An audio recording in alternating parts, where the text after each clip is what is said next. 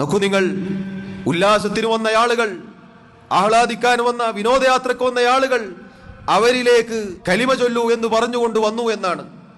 എന്തൊരു വിവരദോഷികളായ ആളുകളാണവർ. ഈ ഇസ്ലാമിന്റെ ദീനിന്റെ അടിസ്ഥാനമായ ലാ ഇലാഹ ഇല്ലല്ലാഹ് അങ്ങനെ അവിടെ നിന്ന് ഇവിടെ നിന്നും ചൊല്ലിക്കേണ്ട കാര്യമാണോ? ഇത് മനസ്സറിഞ്ഞ് പഠിച്ചു മനസ്സിലാക്കി നാവ് കൊണ്ട് പ്രഖ്യാപിക്കേണ്ട ആദർശമാണിത്.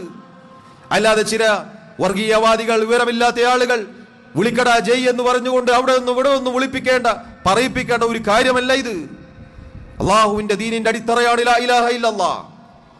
അല്ലാഹു അക്ബർ എന്ന് ഒരാളെ കൊണ്ടും വഴിയിലൂടെ പോകുന്നവരെ കൊണ്ട് വിളിപ്പിക്കേണ്ട ഒരു ദൗർഭാഗ്യത, ഒരു നാണക്കേട് നമുക്കില്ല പ്രിയമുള്ളവരെ. നമ്മുടെ റബ്ബ് മലിക്കുൽ ജബ്ബാറാണ്, അവൻ അക്ബറാണ്, അവൻ പ്രതാപിയാണ്, അസീസാണ്.